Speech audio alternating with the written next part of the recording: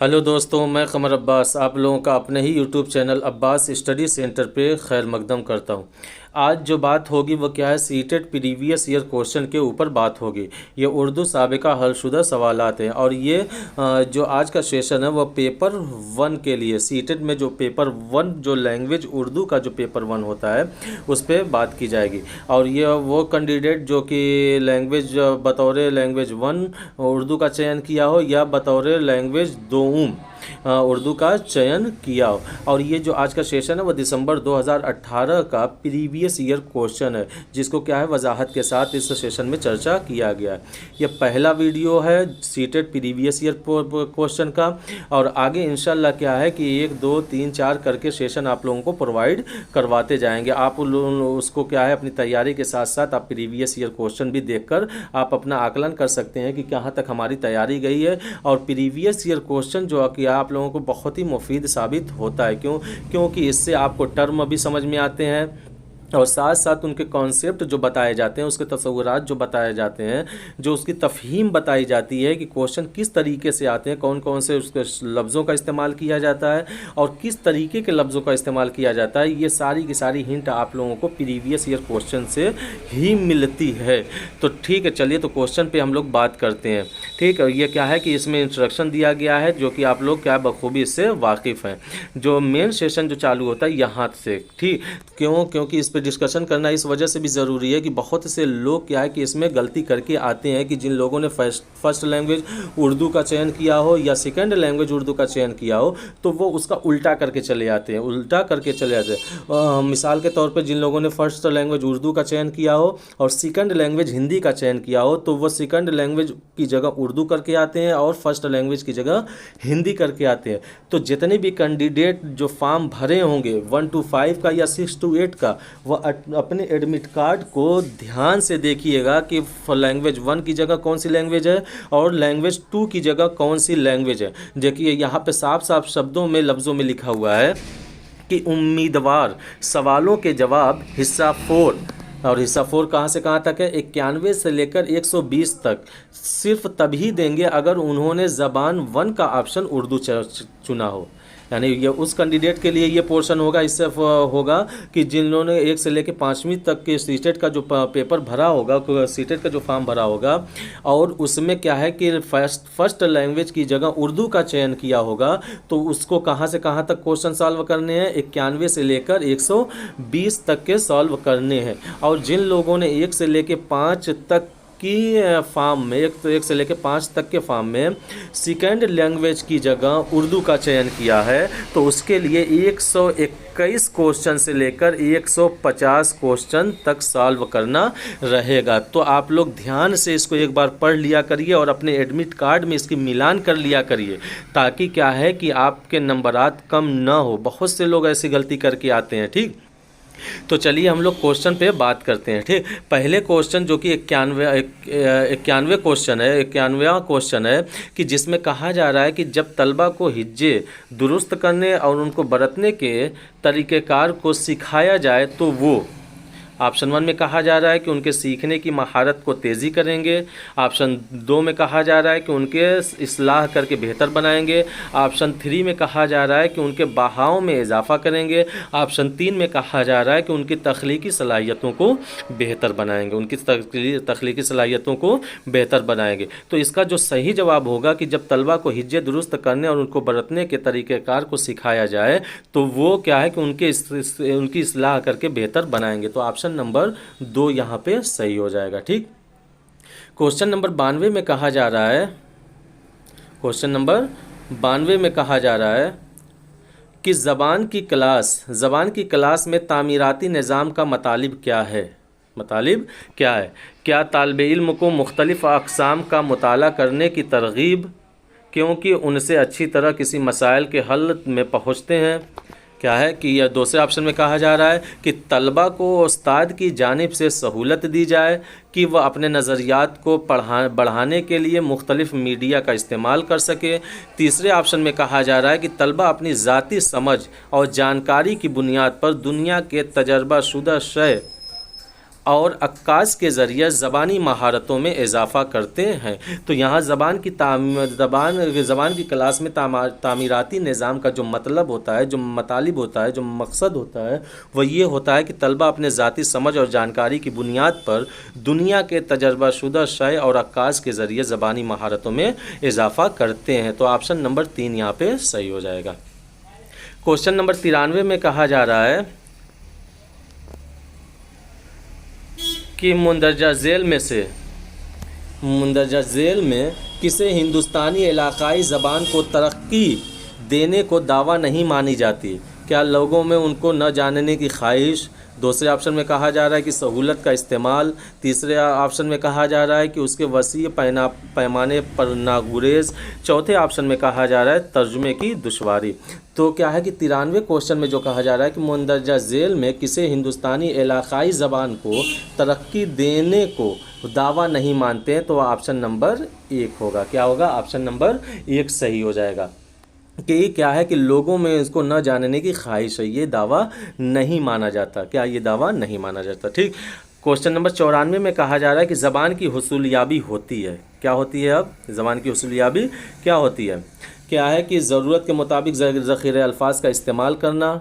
क्या माहौल की हौसला अफजाई के लिए एक तकनीक जिसमें बच्चे अपनी ज़बान सीखते हैं। तीसरे ऑप्शन में कहा जा रहा है कि ग्रामर का तज्ज़िया किसी ज़बान जामे करने के लिए एक मुनज़्ज़म नुक्ते नज़र। चौथे ऑप्शन में कहा जा रहा है कि इंसानी दिमाग के बेशुमार सलाहियत की वजह से ज़बान सीखने के अमल को जारी रखा जाता है। ज़बान की हुसूलियाबी क्या होती है? देखिए, ज़बान की जो हुसूलियाबी होती है उसकी डिफिनेशन भी यहाँ पे क्लियर हो जाएगी और ज़बान की हुसूलियाबी को किसे कहते हैं वो भी क्लियर हो जाएगी। तो ज़बान की हुसूलियाबी यहाँ पे जो पूछा जा रहा है, तो यहाँ पे ऑप्शन नंबर 4 सही होगा। ऑप्शन नंबर 4 सही होगा कि ज़बान की हुसूलियाबी होती है। क्या होती है?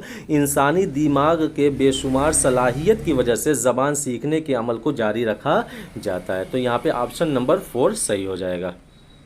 क्वेश्चन नंबर 95 में कहा जा रहा है कि ज़बान के मुअल्लिम मुंदरजा झेल में से किस तरह लिखने की महारत पैदा कर सकते हैं? क्या है कि ज़बान के मुअल्लिम मुंदरजा झेल में से किस तरह लिखने की महारत पैदा कर सकते हैं? क्या इमला लिखवा कर पैदा कर सकते हैं? क्या बच्चों को साफ साफ लिखने के लिए कहकर ज़बान की महारत में इजाफ़ा कर सकते हैं? या जहन में महफूज ख़यालात को अपनी ज़बान में लिखने के लिए कहकर ज़बान की महारत पैदा कर सकते हैं? या चौथे ऑप्शन में जो कहा जा रहा है कि बच्चों को मजमून के ज़रिए सीखने के लिए कहकर ज़बान की महारत में इजाफ़ा किया जा सकता है। तो 95वें क्वेश्चन का जो सही उत्तर होगा, सही जवाब होगा, वह क्या होगा? ऑप्शन नंबर 3 सही होगा कि जहन में महफूज ख़यालात को अपनी ज़बान में लिखने के लिए कहकर ज़बान का मुअल्लिम जो है क्या है कि उसके लिखने की महारत पैदा कर सकता है। कैसे? कि जहन में महफूज ख़यालात को अपनी ज़बान में लिखने के लिए कहकर। क्वेश्चन नंबर 96 में कहा जा रहा है कि मुंदरजा झेल में से ज़बान में किसके ज़रिए सलाहियत पैदा की जा सकती है? मुंदरजा झेल में से ज़बान में किसके ज़रिए सलाहियत पैदा की जा सकती है? आप लोगों को यहाँ पे एक बात बता दें कि जैसे सीटेट का जो क्वेश्चन होता है, जब तक कि उसको टुकड़े टुकड़े करके ना पढ़ा जाए आपको उसका मफ़हूम ही नहीं वाज़ेह होगा। तो देखिए, मुंदरजा झेल में से ज़बान में किसके ज़रिए सलाहियत पैदा की जा सकती है? क्या तलबा से बातचीत कर ज़बान की सलाहियत पैदा की जा सकती है? या अगर तलबा नहीं समझ रहे हैं तो उनको खामोश बैठने के लिए की सलाह देकर? या तीसरे ऑप्शन में कहा जा रहा है कि गलतियों की निशानदही करके और उसकी इस्लाह करके? चौथे ऑप्शन में कहा जा रहा है कि मवासिलात के लिए ज़बान को इस्तेमाल करने का मौका फराहम या पैदा करके। तो इसका जो सही जवाब होगा वो ऑप्शन नंबर 4 सही जवाब होगा। ठीक, कि क्या है कि ज़बान में किसके ज़रिए सलाहियत पैदा की जा सकती है? तो वह क्या है? मवासिलात के लिए ज़बान को इस्तेमाल करने का मौका पैदा करके ज़बान की सलाहियत पैदा की जा सकती है। क्वेश्चन नंबर 97 में कहा जा रहा है कि एक मुतासिर कुन सबक से ज़बान की तदरीस शुरू करना होता है। एक मुतासिर कुन सबक से ज़बान की तदरीस शुरू करना होता है। क्या है? ऑप्शन नंबर 1 में कहा जा रहा है कि समई तरीक़ेकार के ज़रिए मकसद को वाज़े करना। ऑप्शन नंबर 2 में कहा जा रहा है कि सरगर्मी के साथ तालिब इल्मों की बहाली को बढ़ावा देना। या तीसरे ऑप्शन में कहा जा रहा है कि सबक के असल मकसद को पेश करना। ऑप्शन नंबर 4 में कहा जा रहा है कि ब्लैक बोर्ड पर लिखना। तो एक मुतासिरकुन सबक से जो ज़बान की तदरीस शुरू करना होता है वह क्या है कि सरगर्मी के साथ तालिब इल्मों की बहाली को बढ़ावा देना। तालिब इल्मों की बहाली, देखिए जब एक्टिविटी के माध्यम से बच्चों को इन्वॉल्व किया जाता है तो ये क्या होता है, बहुत ही मुतासिरकुन यानी इफ़ेक्टिव और प्रभावी होता है। ठीक, तो यहाँ पे ऑप्शन नंबर 2 सही हो जाएगा।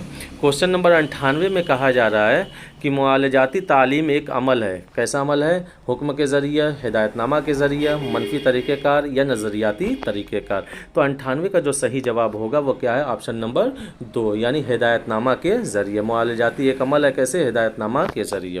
क्वेश्चन नंबर 99 में क्या कहा जा रहा है कि ज़बान में महारत पैदा करने के तरीक़ेकार को सिखाया जा सकता है। ज़बान में महारत पैदा करने के तरीक़ेकार को सिखाया जा सकता है, कैसे? साफ वजाहत के ज़रिए, तन्हाई में, एक मुनज़्ज़म तरीक़ेकार से, किसी चीज़ की तख्लीद करके। तो ज़बान में जो महारत पैदा करने के जो तरीक़ेकार को सिखाया जा सकता है वह क्या है कि एक मुनज़्ज़म तरीक़ेकार से। ठीक, यहाँ पे ऑप्शन नंबर 3 सही हो जाएगा। क्वेश्चन नंबर 100 में कहा जा रहा है कि तलबा को ज़बान सिखाते वक्त उनके अंदर तलफ़्फ़ुज़ की तफ़हीम में कमी हो जाती है, उससे कैसे बचा जा सके। इस सवाल में कहा जा रहा है कि कभी कभी क्या है, ज़बान सिखाते वक्त तलबा के अंदर जो तलफ़्फ़ुज़ की कमी हो जाती है तो उसको किस तरीके से दूर किया जा सके या उससे कैसे बचा जा सके। पहले ऑप्शन में कहा जा रहा है कि क्लासरूम में बाआवाज़ बुलंद पढ़ना।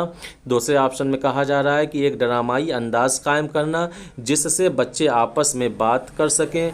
तीसरे ऑप्शन में कहा जा रहा है कि गलती होते ही गलती का इस्लाह करना। चौथे ऑप्शन में कहा जा रहा है कि मखसूस सरगर्मियों को अमल में लाना ज़बान के माहिरीन के ज़रिए। तो तलबा को जो ज़बान सिखाते वक्त जो उनके अंदर तलफ़्फ़ुज़ की तफ़हीम में कमी हो जाती है उनको क्या है, क्लासरूम में बाआवाज़ बुलंद पढ़ाना चाहिए। क्या है, इस तरीक़ेकार से क्या है कि इस गलती से या इस कमी से बचा जा सकता है।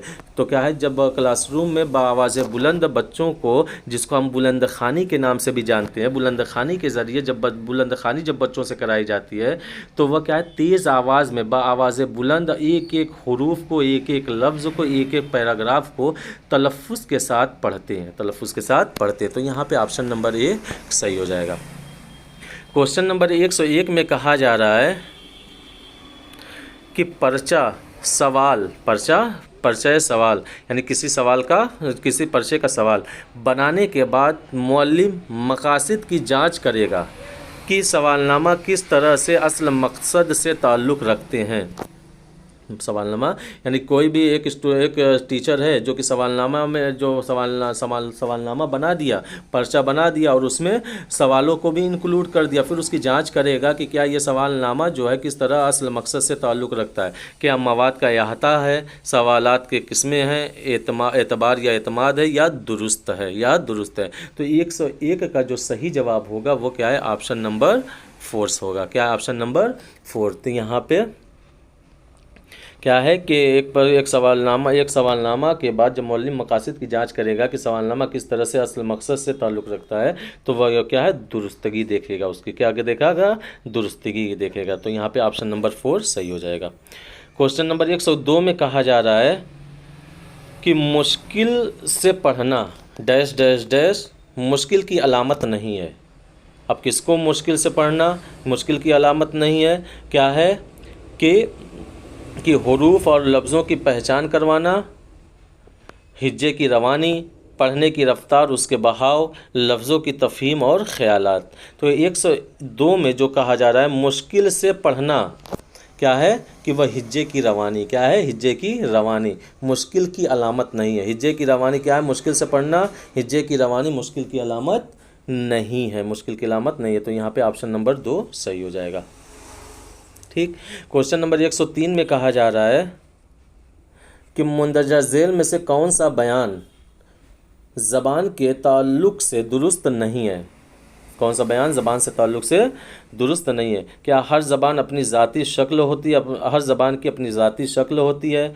ज़बान का ताल्लुक़ तहज़ीब व तमद्दुन से है। ज़बान की सादगी से पेचीदगी की तरफ बढ़ती है। मसनूई ज़बान तज्ज़िया की तरफ जाती है। मसनूई ज़बान तज्ज़िया की तरफ जाती है। तो ये जो ज़बान से मुताल्लिक़ जो दुरुस्त नहीं है वो क्या है? ऑप्शन नंबर 3 है। ऑप्शन नंबर 3 की ज़बान की सादगी से पेचीदगी की तरफ जाती है। तो ये ऑप्शन क्या है? ज़बान से मुताल्लिक़ दुरुस्त नहीं है। क्वेश्चन नंबर 104 में कहा जा रहा है कि क्लासरूम की मश्क ज़्यादा बेहतर सेग़े ज़बानी, ये सेगा बेहतर सेगा ज़बानी ज़बान की तरक्की होती है। ज़बानी ज़बान की तरक्की होती है। क्लासरूम की मश्क ज़्यादा बेहतर क्या है? सेग़े ज़बानी ज़बान की तरक्की होती है। मुअल्लिम के साथ मिलकर किताब से कहानी पढ़ने से, ग्रुप में अल्फाज की सही तलफ़्फ़ुज़ पर अमल करवाने से, फ़र्दन नज़्म याद दिलाना और नज़्में गवाने से, अपने पसंदीदा कहानी को किरदारों के ज़रिए अदा करने से। तो क्या है? ज़बान की तरक्की किस तरीके से होती है? तो 104 का जो ऑप्शन सही होगा वह ऑप्शन नंबर 4 सही होगा कि अपने पसंदीदा कहानी को किरदारों के ज़रिए अदा करने में हिस्सा लेने से क्या होता है? यह क्या है कि ज़बान की तरक्की हो जाती है। क्लासरूम की जो मश्क ज़्यादा बेहतर सेग़े ज़बानी या ज़बान की तरक्की होती है। तो ठीक है, यहाँ पे ऑप्शन नंबर 4 सही हो जाएगा। क्वेश्चन नंबर 105 में कहा जा रहा है कि रवानी के साथ पढ़ने का मकसद है दिलचस्पी बढ़ाना, तफसील से मज़ीद मालूमात हासिल करना, क़िराअत की तौसी क्या मालूमात हासिल करना। तो इसका ऑप्शन जो सही होगा वो क्या होगा? ऑप्शन नंबर 2, यानी रवानी के साथ पढ़ने का जो असल मकसद है वह तफसील से मज़ीद मालूमात हासिल करना। जब कोई रवानी के साथ पढ़ेगा तो वह क्या है? कम वक्त में ज़्यादा मालूमात हासिल करेगा। तो इस एतबार से हमारा ऑप्शन नंबर 2 सही हो जाएगा। अब देखिए यहाँ पे जो क्या है कि नज़्म का वो दिया है, इक़्तिबास दिया है, शेर दिए गए हैं और इसको पढ़ने के बाद जो उसका जवाब दिया जाएगा। तो चलिए हम लोग क्या है कि नज़्म ना पढ़कर डायरेक्ट या एक नज़र पढ़ ही लिया जाता है कि नज़्म दिए गए हैं और फिर उसके बाद इसी से मुताल्लिक़ क्या है क्वेश्चन पूछे जाएंगे कि अगर ना होता सूरज जग में दिन ही कहाँ निकलता, मुर्गा भी सोता ही रहता, बाग कभी न देता बांग, कभी फलक पर घटा न होती, कभी न बारिश होती, बारिश का मौसम न होता, कैसे कोयल गाती, अगर न होता सूरज जग में पौधे कहाँ पनपते, सूरज में गर्मी न होती, आम कहाँ से पकते। ठीक, तो यहाँ पे 3 शेर दिया गया और आगे भी क्या 2 शेर दिया गया। ठीक, कि माहताब रोशन न होता, मौसम कहाँ बदलते, इस दुनिया के काम बिना सूरज के कैसे चलते, इस दुनिया के काम बिना सूरज के कैसे चलते, सूरज गर न होता तो इस दुनिया का क्या होता, दरिया में पानी न होता, गल्ला कोई न होता। अब क्या है इसी से मुतालिक नीचे सवालात दिए गए। ठीक, तो अब क्या है सवालात कि गर जग में सूरज न होता तो क्या होता, क्या मुर्ग बांग न देता, रात ही रात होती दिन न निकलता, पौधे नहीं पनपते। तो क्या अभी हम लोगों ने ऊपर देखा क्या कि मुर्ग बाग भी न देता है, रात ही रात होती दिन न निकलते और पौधे भी नहीं पनपते। तो क्या ये ऊपर के चारों ऑप्शन सही हो जाएंगे। तो 106 का जो ऑप्शन है वो 4 सही हो जाएगा। ठीक, 107 का जो पूछा जा रहा है कि अगर सूरज में गर्मी न होती तो क्या होता, आम हरगिज़ न पकते, मौसम हरगिज़ न बदलते, कोयल हरगिज़ नहीं गाती, मोर हरगिज़ नहीं नाचता। तो ऊपर देखा था कि अगर सूरज में गर्मी न होती तो आम कहाँ पकते। तो यहाँ पे ऑप्शन नंबर 1 सही हो जाएगा। ऑप्शन नंबर 1 सही हो जाएगा। क्वेश्चन नंबर 108 में क्या है, अगर माहताब न होता तो मौसम बदलते ही रहते, मौसम कभी न बदलता। और फिर कुछ बात क्या है कि क्या है, आम हरगिज़ न पकते, पौधे नहीं पनपते। तो क्या है कि अगर माहताब न होता तो क्या होता, क्वेश्चन नंबर 108 का जो सही जवाब होगा वह क्या है कि मौसम कभी न बदलते, मौसम कभी न बदलते। ठीक, अगर आफताब रोशन न होता तो मौसम कभी नहीं बदलते। तो यहाँ पे ऑप्शन नंबर 2 सही हो जाएगा। ठीक, क्वेश्चन नंबर 109 में कहा जा रहा है कि आसमान का मुतरादिफ क्या है? झलक है, मलक है, फलक है, पलक है। तो आसमान का मुतरादिफ क्या है? फलक होगा। तो यहाँ पे ऑप्शन नंबर 3 सही हो जाएगा। ठीक। क्वेश्चन नंबर 110 में कहा जा रहा है कि माहताब के माने क्या हैं? माहताब के माने क्या है? क्या चाँद के हैं, तारे के हैं, मौसम के हैं या सूरज के हैं? तो माहताब का जो असल माने होता है वो किसके होते हैं? वो आपके चाँद के होते हैं। जैसे आफताब सूरज को कहा जाता है और माहताब किसको कहा जाता है? वो चाँद को कहा जाता है। तो यहाँ पे ऑप्शन नंबर 1 सही है। ठीक। क्वेश्चन नंबर 111 में कहा जा रहा है आफताब का ज़िद क्या है? जो कि अभी पूछा गया था, आफताब का ज़िद क्या है? माहताब। क्या है? माहताब। तो यहाँ पे ऑप्शन नंबर 2 सही हो जाएगा। ठीक। 111 का ऑप्शन नंबर 2। ठीक। 112वें क्वेश्चन में क्या कहा जा रहा है कि इस नज़्म का उन्वान क्या है? इस नज़्म का उन्वान क्या है? क्या मौसम है, सूरज है, कोयल है या मोर है? या मोर है। तो उस नज़्म का जो उन्वान है वो क्या है? मौसम है। क्या है कि इस नज़्म का उन्वान क्या है? मौसम। तो यहाँ पे ऑप्शन नंबर 1 सही है। ठीक। अब यहाँ पे क्या है? पैराग्राफ दिए गए। ऊपर तो क्या है कि नज़्म के पैराग्राफ दिए गए थे और यहाँ पे पैराग्राफ ही दिए गए। तो चलिए हम लोग पैराग्राफ न पढ़कर डायरेक्ट उसके क्वेश्चन की तरफ बात करते हैं कि चार मीनार की तामीर किसने करवाई थी। जब आप पैराग्राफ पढ़ेंगे तो उसमें आपको देखने को मिलेगा कि मोहम्मद कुली कुतुब शाह ने चार मीनार की क्या है?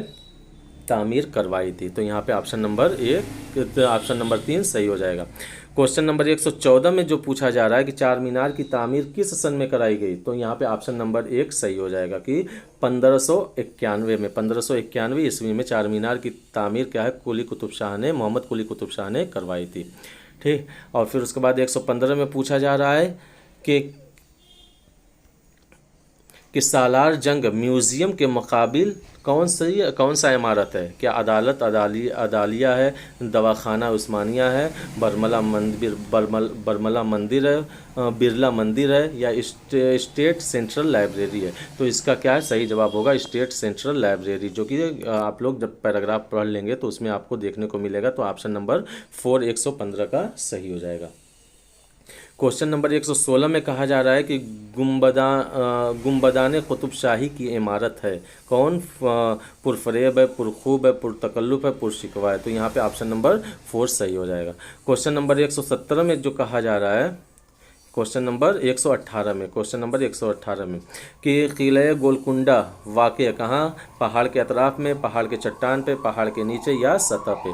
जब आप पैराग्राफ पढ़ेंगे तो उसमें दिखेगा कि क्या किले गोलकुंडा क्या है? पहाड़ की चट्टान पर वाक़। तो यहाँ पे ऑप्शन नंबर 2 सही हो जाएगा। क्वेश्चन नंबर 119 कि इस म्यूज़ियम का शुमार दुनिया के मकबूल तरीन किस में होता है? अजायब घरों में होता है, सिनेमा घरों में होता है, चिड़ियाघरों में होता है या इनमें से किसी में नहीं? तो 119 का जो सही जवाब होगा वो अजायब घरों में। यानी क्या इस म्यूज़ियम का शुमार जो दुनिया के मकबूल तरीन अजायब घरों में होता है। ठीक। क्वेश्चन नंबर 120 जो कि आखिरी क्वेश्चन है जिन लोगों ने पेपर 1 में as a first language Urdu का चयन किया था। ठीक। जुनूब का माने क्या है? क्या पूरब के हैं, कश्ती के हैं, दरवाजे के हैं या दक्षिण के हैं? तो जुनूब का जो माने होता है वो दक्षिण का होता है। किसका होता है? दक्षिण का। तो यहाँ पे ऑप्शन नंबर 4 सही हो जाएगा। ठीक।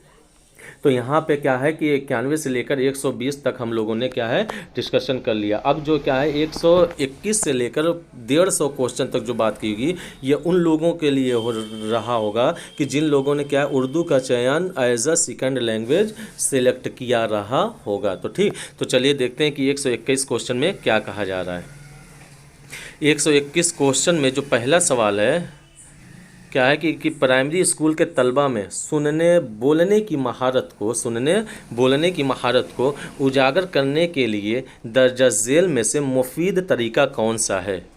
मुफीद तरीका यानी सुनने और बोलने की महारत को उजागर करने के लिए प्राइमरी स्कूल, यहाँ पे ध्यान दीजिएगा, प्राइमरी स्कूल के तलबा में सुनने और बोलने की महारत को उजागर करने के लिए दर्जा झेल में से मुफीद तरीका कौन सा है? क्या कहानी सुनाना और इमला करवाना, नज़्म पढ़ना और ज़बान का इस्तेमाल करना या रोल प्ले करना और ख़बर देना या किरदार के ज़रिए बातचीत करना? तो 121 का जो सही जवाब होगा वो क्या होगा? किरदार के ज़रिए बातचीत करना। ये क्या है? सुनने और बोलने की महारत को उजागर करने में ये मुफीद तरीका होता है। क्या? किरदार के ज़रिए बातचीत करना। 122 में कहा जा रहा है कि ज़बान में मोतबर तालीम का मकसद क्या है। ज़बान में मोतबर तालीम का मकसद क्या है कि तलबा की इब्तदाई गलतियों की इस्लाह, तालीमी गलतियों में सुधार, तालिब इल्मों में ख़ुद एतमादी पैदा करना, या ऊपर के सभी, या ऊपर के सभी। तो इसका सही जवाब होगा क्या, ऊपर के सभी। यानी ज़बान में मोतबर तालीम का मकसद क्या है, तलबा की इब्तदाई गलतियों की इस्लाह भी करना है, तालीमी गलतियों में सुधार भी करना है, तालिब इल्मों में ख़ुद एतमादी पैदा भी करना है, और क्या है, ये तीन के तीनों क्या है, ज़बान की मोतबर तालीम का मकसद है। 123 में कहा जा रहा है कि ज़बान सिखाने में उमूमी तौर पर किस किस्म के सवालात मुफीद होते हैं। ज़बान सिखाने में उमूमी तौर पर किस किस्म के सवालात मुफीद होते हैं। क्या मुख्तसर जवाबात, तवील जवाबात, इंशाइया तरीक़ेकार, या मारूज़ी सवालात। तो 123 का जो सही जवाब होगा वह क्या होगा, वह मुख्तसर जवाबात होगा। ज़बान सिखाने में उमूमी तौर पर किस किस्म के सवालात मुफीद होते हैं, तो वह क्या है, वह मुख्तसर जवाबात वाले सही होते हैं। ठीक। क्वेश्चन नंबर 124 में कहा जा रहा है कि बच्चे ज़बान सीखने की क़ुव्वत लेकर पैदा होते हैं। अब देखिए ये साइकोलॉजी, इल्म नफ्सियात से है। ठीक, कि ये कौल किसका है, ये कौल किसका है, क्या जीन पियाजे का है, क्या चॉम्स्की का है, वाइगोत्स्की का है, या पावलोव का है। तो बच्चे ज़बान सीखने की क़ुव्वत लेकर पैदा होते हैं। एक वाहिद साइकोलॉजिस्ट या माहिर नफ्सियात है, वह कौन है, वह चॉम्स्की है, कि जिसने ये कहा है कि क्या है कि जो ज़बान जो होती है ये बच्चा लेकर पैदा होता है। बच्चे ज़बान सीखने की क़ुव्वत लेकर पैदा होते हैं। और जितने भी साइकोलॉजिस्ट हैं, जितने भी माहिरीन नफ्सियात हैं, उन सब का ये मत है, ये मानना है कि ज़बान जो है वह माहौल के ज़रिए सीखी जाती है, इन्वायरमेंट और वातावरण के ज़रिए सीखी जाती है। लेकिन क्या है, चॉम्स्की ही वो क्या है साइकोलॉजिस्ट है जिसने ये कहा है कि बच्चा ज़बान लेकर पैदा होता है, ज़बान की सलाहियत लेकर पैदा होता है, ज़बान सीखने की क़ुव्वत लेकर पैदा होता है। ठीक। क्वेश्चन नंबर 125 में कहा जा रहा है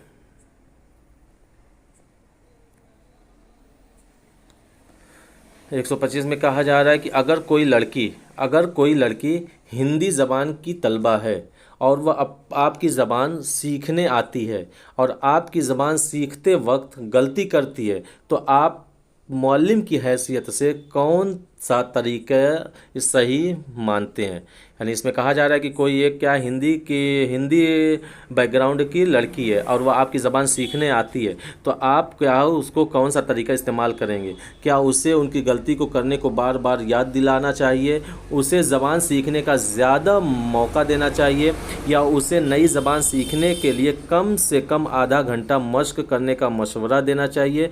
कि चौथे ऑप्शन में कहा जा रहा है कि नई ज़बान सीखने के दौरान उसके मादरी ज़बान के इस्तेमाल का छूट नहीं देना चाहिए। तो जो 125 का जो सही जवाब होगा वह क्या है, ऑप्शन नंबर 2 सही जवाब होगा। ठीक, कि उसे क्या है, ज़्यादा से ज़्यादा क्या है कि ज़बान सीखने के मौके फ़राहम करने चाहिए। वो अलग ज़बान की है ना, तो जब वो आपकी ज़बान सीखने आएगी तो उसको ज़्यादा से ज़्यादा क्या किया जाना चाहिए, वह आपको ज़बान सीखने के मौके फ़राहम करने चाहिए। क्वेश्चन नंबर 126 में कहा जा रहा है कि मुंदरजा झेल में से किन मकासद के लिए ज़बान सीखना ज़रूरी नहीं होता। किन मकासद के लिए ज़बान सीखना ज़रूरी नहीं होता। नंबर 1 में कहा जा रहा है कि ज़िंदगी के मुख्तलिफ़ मौक़े जानने के लिए, ज़बान समझ कर सीखना, अंदरूनी आवाज़ को सुनने और बोलने के लिए, ज़िंदगी के मुख्तलिफ़ ज़रूरियात को पूरा करने के लिए। तो इसका सही जवाब होगा क्या है कि ज़बान समझ कर सीखना। ये क्या है, ज़बान क्या है कि मुंदरजा झेल में से किन मकासद के लिए ज़बान सीखना ज़रूरी नहीं होता, वह ज़बान समझ कर सीखना क्या ये ज़रूरी नहीं होता, ये उनके मकासद में से नहीं है। ठीक, अंदरूनी आवाज़ को सुनने और बोलने के लिए ज़बान सीखी जाती है, ज़िंदगी के मुख्तलिफ़ मौक़े जानने के लिए ज़बान सीखी जाती है, और साथ साथ ज़िंदगी के मुख्तलिफ़ ज़रूरियात को पूरा करने के लिए भी ज़बान सीखी जाती है। ये इनके मकसद में से आता है, ज़बान सीखने के मकसद में से। क्वेश्चन नंबर 127 में कहा जा रहा है कि मुंदरजा झेल में से कौन सा मज़मून सवालों के इम्तिहान के लिए फ़ायदेमंद है। कौन सा मज़मून सवालों के इम्तिहान के लिए फ़ायदेमंद है। क्या पहले में यह तलबा के लिए बेहतर है कि उससे वह अपने ख़यालात को आसानी के साथ लिख सकते हैं। दूसरे ऑप्शन में कहा जा रहा है कि ये तलबा के इम्तिहान के लिए चंद सवालात तैयार करवाने में मुफीद हैं। तीसरे ऑप्शन में कहा जा रहा है कि तलबा चंद सवालात के जवाब तहरीर करके अपने सीखने के वक्त को बचा लेते हैं। चौथे ऑप्शन में जो कहा जा रहा है कि यह पूरे निसाब की तकमील कर सकती है। तो यहाँ पे जो पूछा जा रहा है कि मुंदरजा झेल में से कौन सा मजमून सवालों के इम्तिहान के लिए फ़ायदेमंद नहीं है, तो इसका सही जवाब होगा कि क्या है कि यह तलबा के लिए बेहतर है कि क्योंकि उनसे वह अपने ख़यालात को आसानी के साथ लिख सकते हैं। तो इसका ऑप्शन नंबर 1 सही हो जाएगा। कोई 127 का ऑप्शन नंबर 1 सही हो जाएगा। ठीक। क्वेश्चन नंबर 128 में कहा जा रहा है कि बच्चों में लिखने की सलाहियत को बढ़ाने के लिए किन चीज़ों की अहम ज़रूरत होती है, किस चीज़ों की ज़रूरत अहम होती है?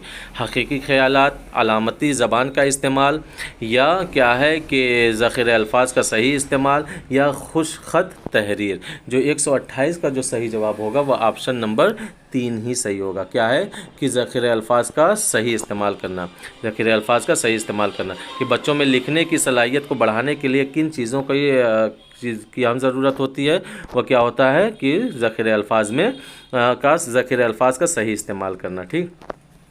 क्वेश्चन नंबर 129 में कहा जा रहा है कि ज़बान की मुसलसल जामे तशख़ीस के लिए शुरू किया जाना चाहिए। ज़बान की मुसलसल और जामे, जिसको हम कंटिन्यूस कॉम्प्रिहेंसिव इवेल्युएशन कहते हैं, कि जो बीच ही में क्या है की जाती है, क्या तशख़ीस के लिए शुरू किया जाना चाहिए। क्या है? दुरुस्त ज़ख़ीरे अल्फाज, प्रोजेक्ट अमल, सही तलफ़ुज़, या ज़बान की मुख्तलिफ़ तरीक़ेकार से इस्तेमाल करना। तो यहाँ पे जो सही जवाब होगा वह क्या होगा? ऑप्शन नंबर 4 होगा। ज़बान की मुसलसल और जामे तशख़ीस के लिए जो शुरू किया जाना चाहिए, क्या है? ज़बान को मुख्तलिफ़ तरीक़ेकार से इस्तेमाल करना। ठीक। यहाँ पे ऑप्शन नंबर 4 सही हो जाएगा। क्वेश्चन नंबर 130 में कहा जा रहा है कि हमा लिसानी तरीक़ेकार क्या है कि जिसको क्या है मल्टीपल बोलते हैं, मल्टीपल लिंग्विस्टिक। ठीक। क्या तदरीसी ज़बान में पोशीदा ज़बानी वसाइल के लिए नुकसानदेह साबित होना, ज़बान सिखाने में अहमियत का हामिल ज़रिया, या ज़बान सिखाने में मुश्किल पैदा करता है। तो 130 का जो सही जवाब होगा वह ऑप्शन नंबर 3 सही होगा, कि ज़बान सिखाने में अहमियत का हामिल ज़रिया, यानी जो हमा लिसानी तरीक़ेकार जो होती है, ये ज़बान सिखाने में अहमियत का हामिल ज़रिया है। ठीक। क्वेश्चन नंबर 131 में कहा जा रहा है कि इब्तदाई ज़बान इब्तदाई शक्ल में होती है, कैसी? इशाराती, क़वायदी, तहरीरी, या क्या है कि मुँह ज़बानी ज़बान। तो ये क्या है कि 131 का जो सही जवाब होगा वो क्या होगा? 1 होगा। ज़बान इब्तदाई शक्ल में होती है, कैसी? इशाराती, यानी जब ज़बान की नशोनुमा हुई, जब ज़बान का फ़रोग़ हुआ, तो सर्वप्रथम क्या है कि वो इशाराती ही ज़बान, क्योंकि लोगों के पास जो ज़बान नहीं थी, हर्फ नहीं थे, लफ्ज़ नहीं थे, तो वह क्या, वो इशारों में बात करते थे। तो ज़बान इब्तदाई शक्ल में थी, कैसी? इशाराती ज़बान थी। ठीक। क्वेश्चन नंबर 132 में कहा जा रहा है कि इब्तदाई सतह की तालीम में कहानी और नज़्म को किस हद तक ज़रूरी मानते हैं? वो मुफीद होने चाहिए, नज़्म और कहानी ज़ख़ीरे अल्फाज से भरपूर होने चाहिए, मुख्तलिफ़ शय के नामों और मिसालों से ज़बान की वजाहत होनी चाहिए, नज़्म और कहानी मशहूर तख्लीक़कार की होनी चाहिए। तो इब्तदाई सतह में जो कहानी और नज़्म को जो ज़रूरी माना जाता है, वह इस वजह से ज़रूरी माना जाता है कि नज़्म और कहानी ज़ख़ीरे अल्फाज से भरपूर होती है। नज़्म क्यों? क्योंकि आप लोगों को नज़्म और कहानी में बाद में आप लोगों को देखा भी जाता है कि जो मुश्किल अल्फाज के सरल या आसान माने, तो इस एतबार से क्या हमारा ऑप्शन नंबर 2 सही हो जाएगा। अगले क्वेश्चन में क्या है कि कवायद सिखाने से ज़बान में कैसी मदद मिलती है? कवायद सिखाने में ज़बान में कैसी मदद मिलती है? क्या इस्लाह, रवानी, या क्या तादाद, या ख़वानदगी। तो ये जो क्या है कि 133 का जो सही जवाब होगा वो होगा क्या है? ऑप्शन नंबर 1, कि कवायद सिखाने से ज़बान में इस्लाह की मदद मिलती है। किसकी मदद मिलती है? इस्लाह की मदद मिलती है। क्वेश्चन नंबर 134 में कहा जा रहा है कि तहरीर के उसूलों में शामिल है, तहरीर के उसूलों में शामिल है कहानी का मजमून, तख़य्युल का होना, दुरुस्त अदायगी, बेहतर ज़ख़ीरे अल्फाज, बेहतर ज़ख़ीरे अल्फाज। तो तहरीर के उसूलों में जो शामिल है वो क्या है, वह दुरुस्त अदायगी है। क्या है? दुरुस्त अदायगी है। तहरीर के उसूलों में शामिल कौन सा है? वह दुरुस्त अदायगी है। ठीक। क्वेश्चन नंबर 135 में क्या है, ज़बान को उजागर करने का असल मकसद क्या है? ज़बान को उजागर करने का असल मकसद होना चाहिए क्या? तलबा की गलतियों का पता लगाना, तलबा की कारकर्दगी को बेहतर बनाने का फ़ैसला करने के लिए, या तलबा की कामयाबी की जांच करने के लिए, या गलतियों का अंदाज़ा करना और सिखाने की कमी को पूरा करने के लिए। तो ज़बान को जो उजागर करने का जो असल मकसद होता है वह क्या है कि वह गलतियों का अंदाज़ा करना और सिखाने की कमी को पूरा करने का मकसद होता है। तो यहाँ पे ऑप्शन नंबर 4 सही हो जाएगा। क्वेश्चन नंबर 136 में जो कि क्या है कि पैराग्राफ से है। ठीक। तो पैराग्राफ ना पढ़कर हम लोग डायरेक्टली क्या है कि इसके ऑप्शन पे ऊपर बात करते हैं कि अरबी फ़ारसी की इब्तिदाई तालीम, कहाँ है, क्या है कि कॉलेज में हासिल की, मकतब में हासिल की, यूनिवर्सिटी में हासिल की, प्राइवेट स्कूलों में। क्या किसके बारे में कहा जा रहा है कि सैयद फजलुल हसन नाम हसरत तखल्लुस क्या कस्बा मोहान ज़िला उत्तर प्रदेश में। किताबों में क्या है कि सन पैदाइश के 1880 और 81 भी मिलता है। और एक कामयाब शायर और बेबाक सहाफ़ी होने के साथ साथ एक सरगर्म सियासतदां और मुजाहिद आज़ादी भी थे। अरबी और फ़ारसी की इब्तिदाई तालीम मकतब में हासिल की। यानी फजलुल हसन नाम हसरत मोहानी के बारे में यहाँ पे कहा जा रहा है कि अरबी और फ़ारसी की इब्तिदाई तालीम कहाँ से हासिल की, तो यहाँ पे मकतब में हासिल की। तो यहाँ पे ऑप्शन नंबर 2 सही हो जाएगा। ठीक। गवर्नमेंट हाई स्कूल फतेहपुर से क्या किया उन्होंने, यहाँ पे जो देखने को मिला वो मैट्रिक पास किया था। क्या किया था? मैट्रिक पास किया था। ठीक। और फिर उसके बाद 138 में कहा जा रहा है कि वह एक कामयाब शायर और बेबाक क्या थे, बेबाक मुअल्लिम थे, बेबाक मुकर्रिर थे, बेबाक सहाफ़ी थे, या बेलाग खतीब थे। तो यहाँ पे बेबाक सहाफ़ी थे। क्या थे? बेबाक सहाफ़ी थे। तो यहाँ पे ऑप्शन नंबर 3 सही हो जाएगा। 138 का ऑप्शन नंबर 3 सही हो जाएगा। ठीक। 139 का क्या कहा जा रहा है कि सरगर्म सियासतदां और सरगर्म कारकुन थे, सरगर्म मुहक्किक थे, मुजाहिद आज़ादी भी थे और सरगर्म मुदर्रिस भी थे। तो ऊपर पैराग्राफ में लिखा हुआ है कि क्या है, मुजाहिद आज़ादी भी थे। तो यहाँ पे ऑप्शन नंबर 3 सही हो जाएगा। फिर उसके बाद क्या है, 140 में फजलुल हसन हसरत मोहानी का पैदा हुए कब? 1875 में, 1850 में, 1848 में, या क्या है कि 1869 में। तो फजलुल हसन फजली की अगर बात किया जाए तो वह 1875 में पैदा हुए थे, 1875 में। लेकिन इस एतबार से हमारा क्या है, ऑप्शन नंबर क्या है कि जिसने इनकी सन पैदाइश जो दी है तखल्लुस कस्बा मोहान में पैदा हुए। ठीक है। यानी हाँ, यहाँ पे जो दिया गया है कि उनकी जो पैदाइश क्या 1875 है, लेकिन बाज़ किताबों में उनका सन पैदाइश 1880 और 1881 भी मिलता है। तो यहाँ पे 1875 हमारा ऑप्शन सही हो जाएगा। ठीक। वह कलमी नाम जिसे शायर अपने तखल्लुस में इस्तेमाल करता है, वह कलमी नाम जिसे शायर अपने शेरों में इस्तेमाल करता है, तो उसको क्या कहा जाता है? तखल्लुस कहा जाता है। क्या कहा जाता है? तखल्लुस। ठीक। क्वेश्चन नंबर 142 का क्या सही जवाब होगा कि जिसमें कहा जा रहा है कि मुजाहिद आज़ादी का क्या माने है? क्या आज़ादी के लिए लड़ने वाला, घर के लिए लड़ने वाला। तो जाहिर सी बात है कि जो आज़ादी के लिए लड़ता है उसी को मुजाहिद आज़ादी कहा जाता है। ठीक। क्वेश्चन नंबर 143 जो है अब यहाँ से क्या है, ये नज़्म के पैराग्राफ शुरू होते हैं। डायरेक्टली हम लोग क्या है क्वेश्चन की तरफ पढ़ते हैं। ठीक। क्या है, पहले जो क्वेश्चन में कहा जा रहा है कि 143 क्वेश्चन में कि ईद सीनों में क्या भर देती है? खुशियाँ भर देती है, उजाले भर देती है, सीवियाँ भर देती है, सेवइयाँ भर देती है, या मिठाइयाँ भर देती हैं। तो 143 का जो सही जवाब होगा वो क्या है? खुशियाँ। ईद सीनों में क्या भर देती है? खुशियाँ भर देती है। 144 में क्या है कि हर दिल में किसका रंग बिखर जाता है? क्या दशहरा का, मुहर्रम का, होली का, या सूरज का। तो 144 का जो सही जवाब होगा क्या है कि वो होली का। ठीक। 145 में क्या अजनबी हाथों ने क्या लिखी थी?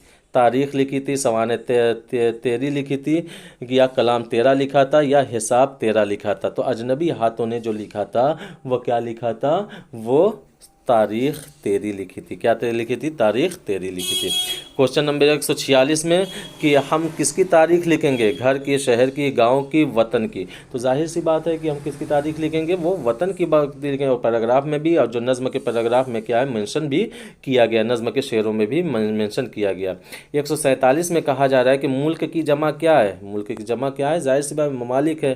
ठीक, तो क्या है? और ममालिक यहाँ पे सही हो जाएगा। क्वेश्चन नंबर 148 में कहा जा रहा है कि पंख बखेरू का क्या माने है? चरिंदे के हैं, चरिंद के हैं, परिंद के हैं, दरिंदे के हैं या चौपाए के हैं? पंख बखेरू का जो सही जो माने के जो होते हैं वह क्या है? परिंदे के होते हैं। पंख बखेरू के माने जो होते हैं वो किसके होते हैं? परिंदे के होते हैं। ठीक। क्वेश्चन नंबर 149 में कहा जा रहा है कि बागात के वाहिद होते हैं किसके? बाग, राग, जाग, बाग। तो क्या है? जब बागात है यहाँ पे तो क्या है? इसका जो वाहिद होगा वह क्या होगा? बाग होगा। क्या होगा? बाग। क्वेश्चन नंबर 50 और आखिर क्वेश्चन में कहा जा रहा है मशरिक का ज़िद क्या है? मशरिक का ज़िद क्या है? क्या जुनूब है, शुमाल है, मगरिब है या तीनों है? तो मशरिक का जो ज़िद है वो क्या है? मगरिब है। तो यहाँ पे ऑप्शन नंबर 3 सही हो जाएगा। तो यहीं पे आज का सेशन हम लोगों का ख़त्म होता है। तो मुझे उम्मीद है कि आज का सेशन आप लोगों को बहुत ही मुफीद सा अच्छा लगा होगा। तो लाइक करें, शेयर करें, सब्सक्राइब करें और अपने दोस्तों को भी क्या है कि शेयर करने की एडवाइस दें।